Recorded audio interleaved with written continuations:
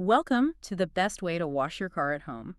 Glad to be here, and I'm really excited to get into this one. Yeah, so let's start with a slightly uncomfortable reality, I think. Oh, definitely. A very uncomfortable one for a lot of people. Right. Because, millions of people wake up on a sunny Saturday morning, they grab a sponge, a bucket of suds, and they walk out to their driveway with, like, the best of intention. The absolute best intentions. They want their car to look great. Exactly. They spend 2 hours sweating, scrubbing, hosing down their vehicle, and they are completely unaware that they are systematically destroying the very thing they're trying to protect. Yeah, it's actually kind of tragic when you really understand the physics of it. It is. They are essentially bathing their car in liquid sandpaper.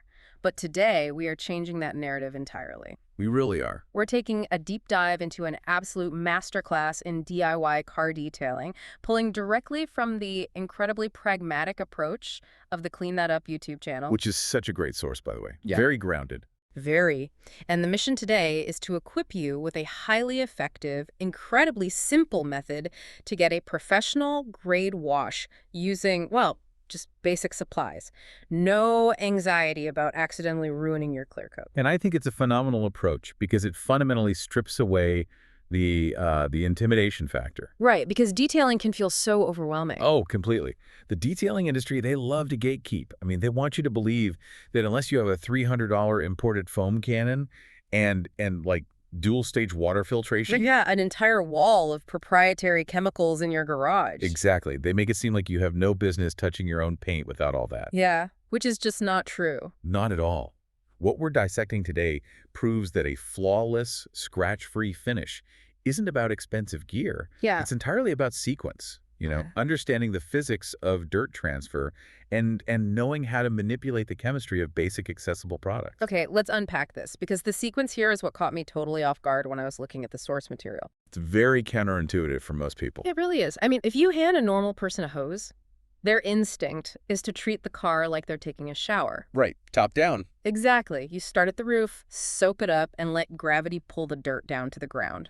But this methodology just rejects that completely. Certainly rejects it. You do not touch the paint. You do not touch the roof. You start strictly from the ground up, isolating the wheels and the tires first. Which is the single most critical paradigm shift in amateur car care, I'd argue. Really, the very most critical. Absolutely. Because you have to consider the environment those wheels live in. Yeah. The body of your car, it gets hit with pollen, some rain, maybe some road dust. Sure, regular outside stuff. Right. But the wheels and tires, they are ground zero. They are in constant, violent contact with the asphalt. They're absorbing oils, tar, mud. Just the worst of the worst. Exactly. But the real villain down there, the thing that necessitates this entire isolation strategy, is brake dust. Okay, brake dust. We hear that term thrown around a lot. Usually it's just people complaining about their silver rims looking gray, right? Yeah, mostly aesthetic complaints. But it's not just like regular dust from the road, is it? It's something else entirely. Oh, not even close. You really have to visualize the mechanical forces at play here. Okay, paint a picture for me. So, every time you come to a stop sign, your brake calipers clamp down onto those steel rotors with immense pressure. Right. And that friction creates an incredible amount of heat. In that process, microscopic, jagged shards of metal, carbon adhesive, they literally shear off the brake pads and fly outward. Wow, so it's like a mini explosion of metal every time you brake. Basically, yeah. And because they are superheated, when those tiny metal flakes hit your painted or clear-coated wheel rims, they don't just, land on the surface. What do they do? They embed themselves into the finish. We call this iron fallout in the detailing world. Wait, so you essentially have thousands of tiny hot metal daggers sticking into the surface of your rims. Exactly. That is exactly what is happening. Sounds horrific for the paint. It is. Now, imagine if you washed the beautiful, delicate paint on the body of your car first, making it pristine and perfect. Okay, yeah. Then you turn your attention to those wheels. You start scrubbing. The hose water is splashing everywhere. Oh no, I see where this is going. Right. Suddenly, you are launching an aerosolized wave of metal, shards, tar, and heavy grit right back onto your freshly cleaned doors and fenders. That is just self-sabotage. It completely defeats the purpose. So starting with the wheels isolates the most abrasive, hazardous contamination. You eliminate the biggest threat before you ever bring a soft wash mitt near your paint. You know, the kitchen analogy works perfectly here. Oh, I love a good analogy. How so? Well, you wouldn't wipe down your pristine, expensive marble countertops and then violently scrub greasy, crusted cast iron skillet right next to them. Exactly. You'd get grease everywhere. Right. You tackle the toxic waste first. And the first step of tackling that waste is deceivingly simple, according to the source. You just pre-rinse the wheels with a hose. Yep, just water. No chemicals yet. Just water pressure. Why not go straight in with the cleaner? It's all a matter of chemical efficiency. Your wheel cleaner is designed to break down molecular bonds, specifically targeting that baked-on iron fallout and the deep oils. Right, the heavy hitters. Exactly. But if your wheel is covered in a loose, superficial layer of dry mud or grass clippings, spraying an expensive chemical on top of that is just a complete waste of money. Oh, because it doesn't even reach the metal. Precisely. The chemical will just soak into the mud rather than reaching the rim itself. The pre-rinse knocks off the easy debris so your specialized cleaners can actually do their job and reach the bonded contaminants. Okay, that brings us to the chemistry of the cleaner itself. The creator specifically points to Adams Polish's wheel and tire cleaner. Yeah, excellent product. And the way they describe this product in action is wild. Like, it doesn't just sit there. It actively changes color and literally melts the grime and brake dust right before your eyes. It's very dramatic visually. I am fascinated by what is actually happening at a microscopic level when you spray this stuff on. Like, why is it changing color? Well, you're witnessing a specialized chemical reaction known as iron decontamination. Okay, iron decontamination. Break that down. So a high-quality cleaner like this contains a chemical called thioglycolic acid, or, a similar derivative of it. Thioglycolic acid. Got it. When that chemical makes contact with the embedded iron particles we talked about earlier, those little hot daggers, it reacts with the oxidized metal. So it's actively attacking the rust in metal. It effectively dissolves the bond, holding the jagged metal shard to the wheel. And the byproduct of that specific chemical reaction turns a deep, bright purple. Oh, wow. So it's not like a dye they put in the soap just for show. Not at all. So when you spray the wheel and see it bleeding purple a minute later, that isn't dye. That is the visual confirmation that the chemical is actively dissolving metal out of your clear coat. That is incredible. It's like a science experiment in your driveway. It really is. But you don't just spray it and walk away, right? You have to let it sit, which introduces the concept of chemical dwell time. Yes, dwell time is crucial. And this is where people get impatient, I think, because they spray and immediately start scrubbing. I know I've done that. Most people do. But you have to let the chemistry do the heavy lifting. If you agitate it instantly, you're basically just pushing harsh chemicals and embedded metal around. Which causes scratches. Exactly. Give it 60 to 90 seconds. Let the molecular bonds break. Once the chemical has softened the grip of the contaminants, then and only then do you introduce the mechanical element. Meaning the brushes. Right, the brushes. Let's get into the brush strategy because the creator is militant about separating these tools. Oh, they have to be separated. Militant is the right word. They outline this strict three-tool system. First, a soft bristle brush for the face of the rims. Second, a longer brush, or just a dedicated microfiber towel to reach deep into the barrel of the wheel behind the spokes. Yep, the hard-to-reach areas. And third, a stiff, rigid bristle brush exclusively for the rubber tires. So why 3 different tools? Because the segregation of those tools is non-negotiable. It really helps to understand the materials you're working with down there. Okay, so the rims versus the tires. Right. Most modern car rims are not just bare metal. People think they are, but they're not. They are painted and then covered in a clear coat, identical to the paint on the hood of your car. Really? I always just thought of them as like solid chunks of aluminum. A lot of people do. But because of that clear coat, they are highly susceptible to microscratching. If you use a stiff brush on a gloss black wheel, you will instantly cover it in permanent cloudy scratches. Oh man, that would ruin the look completely. It's a costly mistake. The rubber tire, on the other hand, is completely different. It's highly porous, it's textured, and it's constantly flexing as you drive. So it traps a lot more junk. Exactly.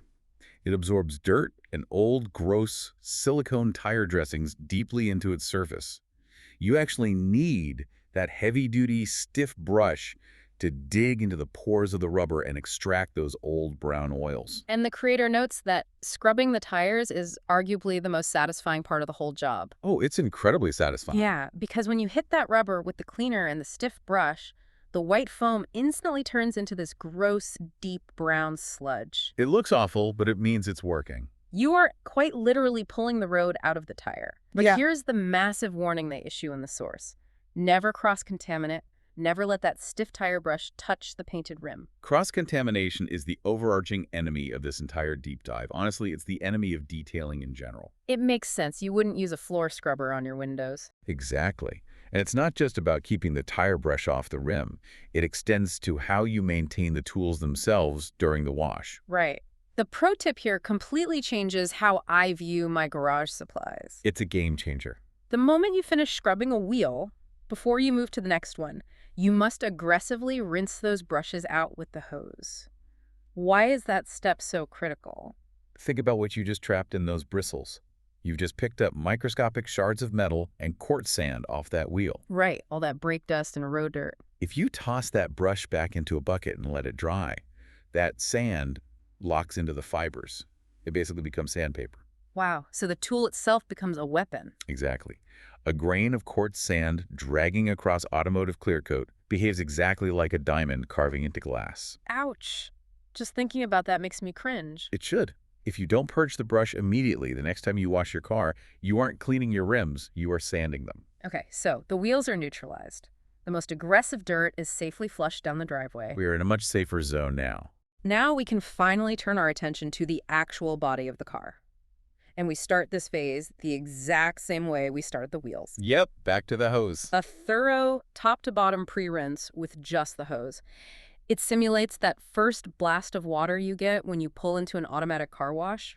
I assume this is, again, about removing the easy layers first. It is, absolutely. Okay, yeah. But the stakes are significantly higher here because we're dealing directly with the clear coat. Okay, the clear coat. We mentioned it on the wheels, but what is it exactly? To really grasp why we go to such extremes to protect it, you have to visualize what it actually is. It's a transparent layer of catalyzed resin applied over your car's base color. So the color is underneath, and this is like a protective glass over it.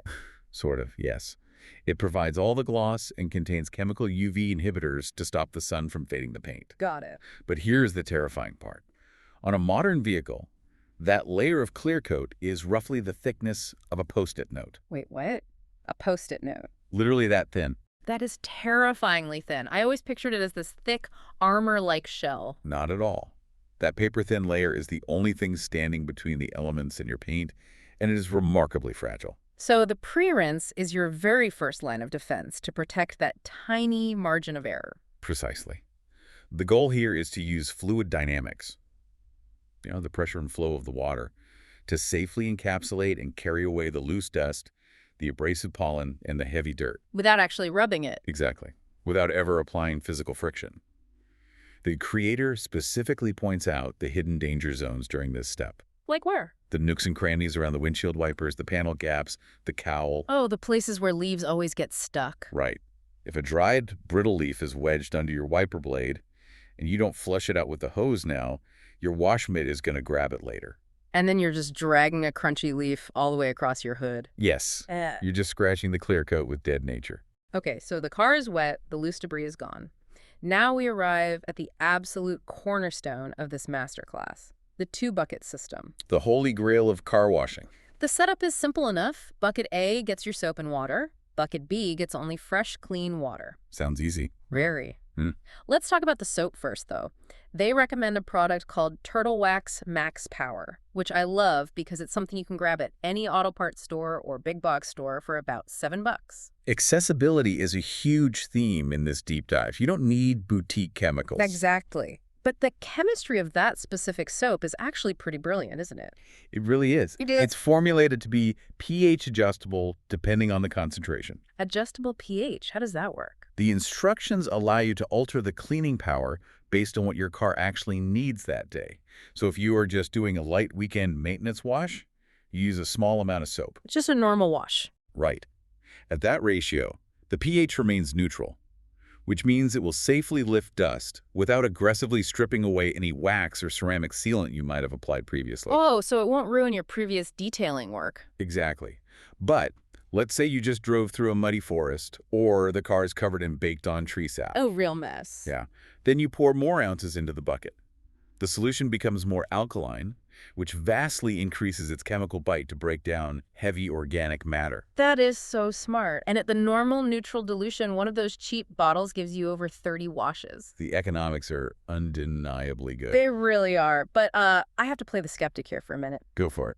Because I know someone listening is thinking, lugging 2 heavy buckets of sloshing water around the driveway sounds incredibly tedious. It is an extra step, sure. Right. So why not just fill one big bucket with soapy water, dunk a sponge in, and go to town? What is the actual harm? Well, the single bucket method is the primary reason most cars look dull and scratched after a few years. Really? Just the one bucket does all that damage? Let's trace the physics of what happens when you use one bucket. You take your wash mitt, you wipe down the hood, and the mitt pulls the dirt off the paint. Okay, that's what we want it to do. Right.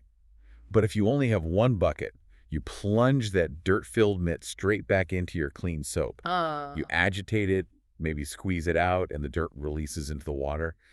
But where does it go? It goes directly into your washing solution. So you are systematically polluting your own soap supply. Rapidly. By the time you finish the front fender, your bucket is no longer filled with soapy water. It is a highly abrasive suspension of dirt, silica sand, and road grit. Oh, man. So the soap bucket just turns into a hazard. You have manufactured a bucket of liquid sandpaper. Every subsequent time you reload your mitt, you are purposely pulling abrasive particles out of the bucket and grinding them into the next panel of the car. It is a closed loop of destruction. That is the perfect way to phrase it. Wow. And that brings us to the mechanics of the wash itself and how the 2 buckets solve this problem. Yes, the actual washing phase. The primary tool we are using here is a plush, deep pile microfiber wash mitt, but the creator is adamant about one specific detail when you pull that mitt out of the soap bucket. Very adamant. They say you do not wring it out. You want it absolutely saturated and heavy with suds. Why is that? I feel like people naturally want to squeeze out the excess. They do, but it comes down to lubrication and surface tension. You see, water alone is actually a pretty poor lubricant. Really? I would think water is slippery. It is, but not slippery enough for this. The complex surfactants in the soap are what create a slick barrier between the fibers of your wash mitt and the clear coat. So the soap is the cushion. Exactly. The thicker and more voluminous that layer of suds is, the less physical friction occurs. And remember, friction is the enemy. Right, because friction equals scratches. By keeping the mitt heavily circed, you are delivering a thick, viscous cushion to the paint. The soap encapsulates the dirt particles, lifting them off the surface. And the mitt just glides over. Yeah. And the deep, plush fibers of the mitt give those dirt particles a place to hide safely away from the paint while you wipe. Okay, so you have this dripping, luxurious mitt of soap. The sequence of how you touch the car is mapped out perfectly in the source. It's very systematic. You work strictly top-down, section by section. You do the driver's side roof, maybe down to the window glass, and then you stop. You stop completely. You grab the hose and completely rinse that section before moving to the trunk or the hood. Yep. Why the fragmentation? Why not just soap up the whole car and then do one glorious, satisfying rinse at the very end? Thermodynamics. Yeah. And the mineral content of your tap water. Yeah. You're always racing against evaporation. Oh, because the soap dries out. Exactly. Yeah. If you cover the entire vehicle in soap, by the time you reach the back bumper, the soap on the roof has been sitting exposed to the air for 5 or 10 minutes. Especially if there's a breeze. Right. The water begins to evaporate, leaving behind highly concentrated soap chemicals and, more importantly, the calcium and magnesium deposits naturally present in your hose water. And those cause water spots, right? Yes. They bake into the clear coat, creating etched water spots that are notoriously difficult to remove. Washing and rinsing in small, controlled sections ensures the surface stays hydrated and the chemicals never have the opportunity to dry on the paint. That makes total sense.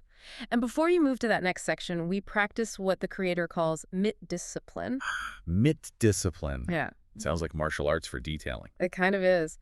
So you just wash the roof, your mitt is dirty. Before you even look at the soap bucket, you plunge that dirty mitt aggressively into the freshwater bucket. This is where the magic of the 2-bucket system actually happens. Break it down for us. You submerge the mitt in the fresh water and you agitate it. Rub it against itself or against a grit guard at the bottom of the bucket. Just really scrub it out underwater. Yeah. The sheer force of the water releases the trapped sand and dirt from the microfiber. Gravity pulls those heavy particles to the bottom of the freshwater bucket. Leaving them trapped down there. Exactly. When you pull the mitt out, and wring it dry. It is completely purged of contamination. And then, and only then, do you dip it back into the pure, pristine soap bucket. Right. Your soap stays perfectly clean for the entire wash. That is so satisfying. The creator even notes that if the freshwater bucket starts looking like, well, dark swamp water halfway through the wash, Which it probably will. yeah, you just dump it in the grass and refill it from the hose. It is all about maintaining the integrity of your tools. You also have to maintain an intense situational awareness of the vehicle's geography while you're doing this. Geography, what do you mean by that? Well, the source highlights a universal truth about cars.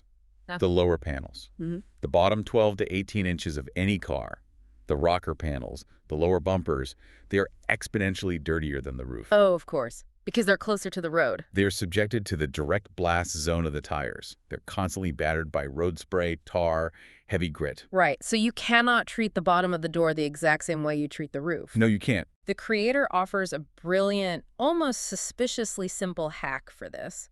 When you reach those lower sections, you flip your wash mitt over to the clean, unused side exclusively for that heavy grime. It's so smart. It is. And the cardinal rule is you never, under any circumstances, bring that dirty side of the mitt back up to the top of the car. It's basically a physical quarantine zone. A quarantine zone on your hand. Yeah. If you wipe a rocker panel and pick up a piece of asphalt grit and then sweep that same side of the mitt across the hood of your car, you will carve a gouge directly into your line of sight. Right on the hood where you'll see it every day. By segregating the sides of the mitt, you isolate the extreme contamination. It is so deeply logical. You are methodically extracting deep hidden grime while rigorously protecting the surface. That's the whole philosophy. And, speaking of lifting stubborn dirt and maintaining the investments you care about, we have to pause to tell you to visit KINDEKE Carpet Cleaning on Google. A very relevant connection here. Absolutely, because if you understand the level of detail required to extract abrasive grit from a car's clear coat, you know how vital it is to pull the deep, hidden soil out of the fibers of your home. Carpets act just like that plush mitt. They hide a lot of dirt. They really do.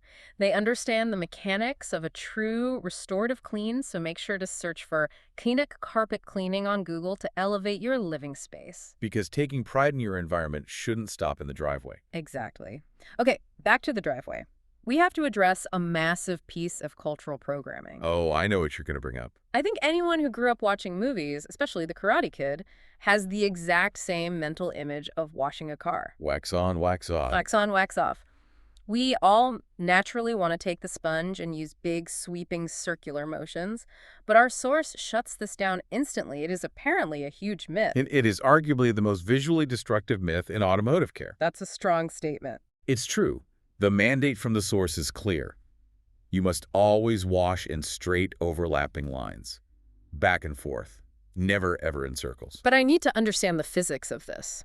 If the dirt is coming off either way, what difference does the geometry of my arm motion make to the paint? It has absolutely nothing to do with removing the dirt, actually. It doesn't. No, it has everything to do with the physics of light refraction. Light refraction. Okay, explain. Even with the two-bucket method and the slickest soap in the world, some friction is inevitable.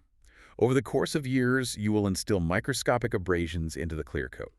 It is just unavoidable wear and tear. Right. Cars live outside. Now imagine a scratch in the shape of a circle. Because it curves 360 degrees, no matter where the sun is in the sky, and no matter what angle you view the car from, a portion of that circular scratch will catch the light and reflect it back to your eye. Oh, so those terrible hazy spiderweb marks you see on cars in the grocery store parking lot, those aren't swirls of dirt. Nope. Those are millions of circular scratches reflecting the sun. Precisely. The sun acts as a point of light, illuminating the arc of the scratch. However, if you restrict your washing motions to straight lines, say moving front to back, parallel with the hood, any microabrasions you accidentally create will also be straight lines. Okay, and how does that help? A straight line scratch only catches the light from one very specific narrow viewing angle. To the human eye, under normal daylight conditions, a straight line scratch is almost entirely invisible. That blew my mind when I read it. It's an optical illusion built into the mechanics of your arm. By simply breaking the habit of washing in circles, you manipulate the optics of the paint, preserving its clarity and depth. It really makes you realize how much environmental strategy goes into this whole process. Oh, environment is everything. And speaking of the environment, let's look at the weather rules. The source dictates that you must wash on a cloudy day, or at the very least, pull the car completely into the shade. We touched on evaporation earlier, but direct sunlight is the ultimate adversary here. Because it dries the soap. Yes, but also because metal car panels are exceptional conductors of heat. A dark-colored hood sitting in direct summer sunlight can easily reach temperatures exceeding 150 degrees Fahrenheit. You could literally cook an egg on it. You really could. Yeah. Now imagine taking a mitt full of cold, soapy water and dragging it across a 150-degree sheet of metal. The water would just boil off. Exactly. The thermal shock is immense, but the real issue is flash evaporation. The water vaporizes almost instantaneously before you even have a chance to rinse it off with the hose. Leaving the soap behind. You are left with a baked-on crust of concentrated chemical surfactants and mineral deposits. Washing a hot car in the sun is an exercise in futility. The shade gives you the thermal stability to actually work at a reasonable pace. And you need that working time, especially for biological hazards. Biological hazards, you mean bugs? Yes, bugs. The creator points out that the front bumper might require multiple patient passes if you live in an area with a lot of insects. Bug splatter isn't like regular road dust, it's biological material. It is highly acidic biological matter. Acidic, like it eats the paint. Yes, the bodily fluids of insects contain organic acids that, when baked by the engine heat in the sun, will aggressively etch their way right through the clear coat resin. Oh, that's nasty. It is. Huh? And you cannot simply scrub them away with force, or you will definitely scratch the paint. You have to rely on chemical dwell time again. So you just let the soap sit on the bugs. Right. You apply the soapy water, let it soften the exoskeleton and neutralize those acids, wash gently, and repeat until the material safely releases. Which brings us to the great debate of the modern detailing era, the foam cannon. Ah, the foam cannon. I knew this was coming. If you have seen a car video on social media in the last decade, you have seen a foam cannon. It's everywhere. It's an attachment that hooks up to a pressure washer, and it blasts the car with this thick, clinging layer of what looks like shaving cream. It makes for incredible video content. It is undeniably visually striking. Yeah. And functionally, to be fair, it operates on very sound principles. How? By blanketing the dry, dirty car in a thick, highly aerated foam, you are maximizing chemical dwell time. The dense foam clings to the vertical doors and fenders, slowly breaking down the road grime. It just sits there working. Right. It encapsulates the dirt particles and pulls them off the surface as the foam slowly drips down to the ground. You are removing a significant layer of contamination before you ever physically touch the car with a mitt. It sounds perfect. It sounds like something everyone should buy immediately. But the creator gives a surprisingly nuanced verdict on it. They acknowledge how satisfying it is, but ultimately declare that the foam cannon is absolutely not necessary. Which is a bold statement in today's detailing culture. It is. They say the simple two-bucket method is more than enough. I love this because it reveals the core philosophy of the source. Keep it simple. Exactly. The detailing industry wants you to feel inadequate without a $300 pressure washer setup. But this masterclass proves you can achieve perfection with garden hose pressure and a $7 bottle of soap. It democratizes the process. It strips away the excess and focuses purely on technique over gear. But we shouldn't discount the psychological aspect the creator mentions, right? No, we shouldn't. They talk a lot about the sheer therapeutic value of the process. Yeah. They describe applying the foam, watching the dirt melt away, and knowing the car is being restored. It's very zen. Yes. They say there is no better feeling than taking a newly cleaned car for a drive when it's all said and done. Because this method mitigates the risk of ruining your paint, you aren't stressed about causing damage. You're just enjoying the process. You can actually zone out on a Sunday morning and enjoy the tactile experience of restoring order to chaos. So at this point, the washing is complete. The panels have been addressed section by section. But we are far from finished. We are. Yes. The transition into the final stages is arguably the most critical period, because water is now your biggest enemy. We begin the race against the clock. The source emphasizes a meticulous final rinse. You hose the car down completely, top to bottom. But then they add a fascinating instruction. The double rinse. Yeah.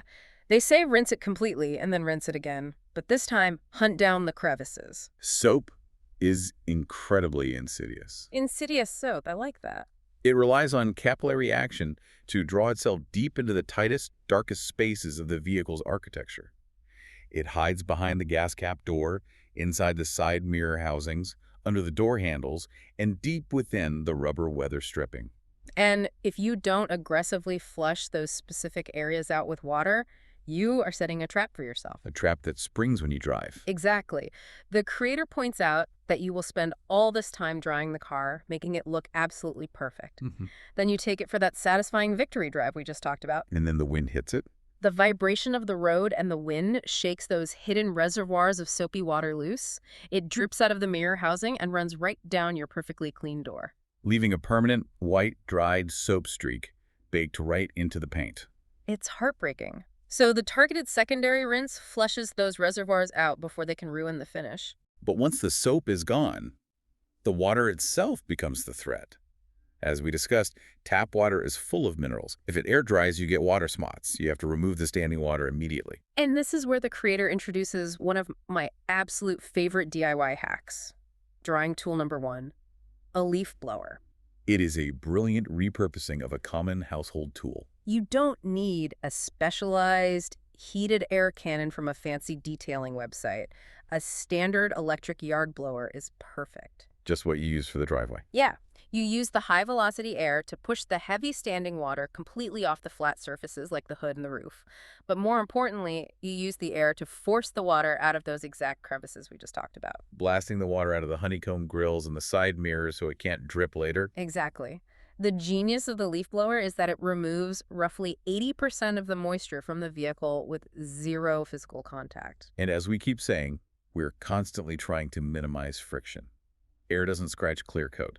It is the safest possible method for bulk water removal. But the air won't get the paint bone dry, right? It leaves behind a thin film of moisture. It does. It can't get it perfectly dry. To tackle that, we bring out drying tool number 2, a massive premium microfiber drying towel. Not a bath towel. Oh, definitely not a bath towel. And the technique described here is so elegant, you don't bunch it up and scrub the car like you are drying a dog after a bath. Please don't do that. No. You open the large towel up, throw it flat across the wet hood, grab 2 corners, and gently pull it back toward yourself in one smooth, sweeping motion. The capillary action of modern microfiber technology is staggering, honestly. A high-quality, dense microfiber towel can absorb 7 to 10 times its weight in water. That's a lot of water. It is. Yeah. And by pulling it flat across the surface, you are allowing the fibers to drink the residual moisture without applying any downward mechanical pressure. One large towel can easily dry an entire SUV without ever needing to be run out. That is incredibly efficient. But this towel comes with the most severe warning in the entire tutorial: towel maintenance. Oh, this is critical. The source states you must treat this drying towel like gold. It has one job and one job only. You never use it to wipe up a spill on the garage floor. You never use it to wipe a greasy door jamb. And you certainly never use it on the wheels. Because the moment that towel encounters raw grit or heavy oil, its structural integrity as a safe drying tool is completely compromised. I think of a master sushi chef. Oh, another analogy. Let's hear it. They have that one beautifully balanced, incredibly sharp knife that is exclusively used for slicing delicate fish. Right. If you take that chef's knife and use it to hack open a cardboard box or chunk through a chicken bone, you have destroyed the edge. It is cross-contamination. That's a great way to think about it. If your pristine drying towel picks up a single piece of quartz sand because you lazily wiped the lower bumper, the next time you drag that towel across your hood, you are literally dragging a rock across your paint. The reverence for the tool extends to how it is stored and cleaned, too. The creator advises keeping the drying towel in a sealed plastic bag so ambient garage dust cannot settle into the fibers. A sealed bag. That is serious. And when it comes time to launder it, it goes into the washing machine completely alone. You never mix it with the dirty towels used for the interior or the wheels. Because they'll just share the dirt. Exactly. The heavy particulate matter from those wheel rags will detach in the wash water and embed directly into your drying towel. It sounds intense, but when you understand the physics, it makes perfect sense. So the car is spotless, it is completely dry, and the paint is gleaming. Time to step back and admire it. Almost.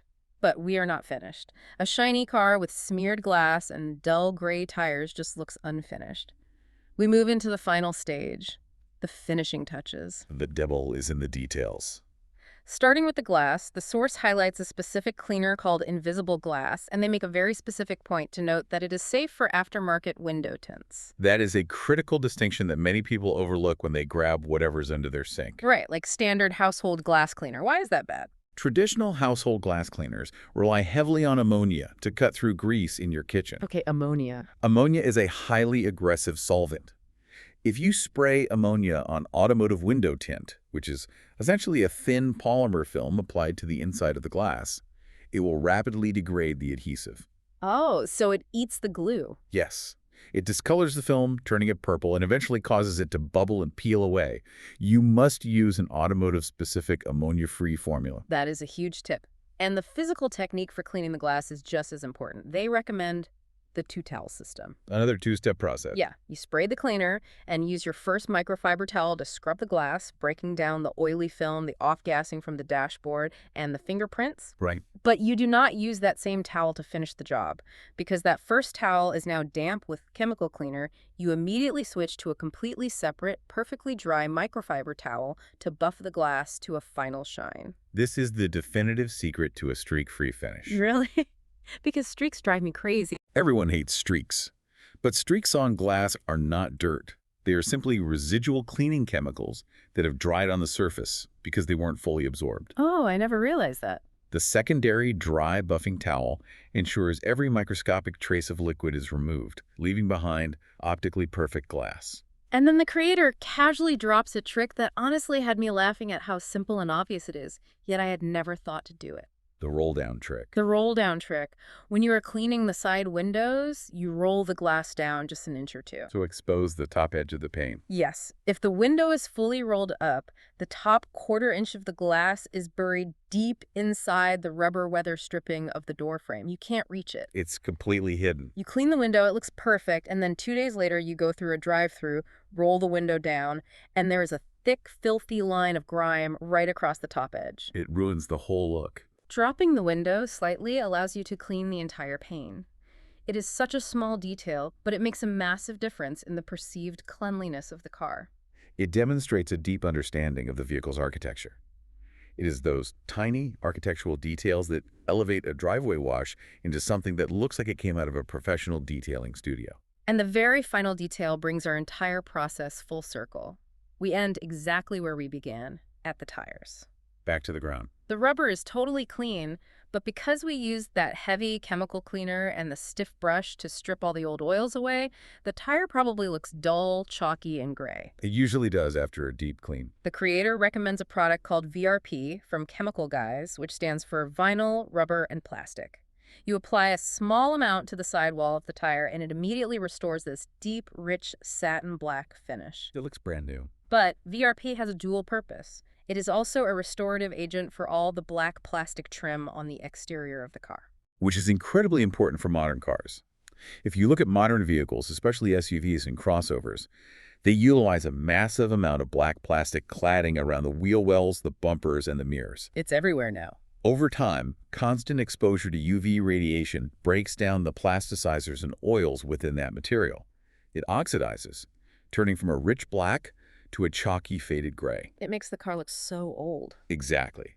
A specialized product like VRP contains polymers that penetrate the porous plastic, rehydrating it and restoring that deep, dark color, while providing a layer of UV protection against future fading. But why is that so important? I mean, if the paint is shiny, who cares if the plastic is a little gray? It is entirely about the psychology of visual contrast. Psychology.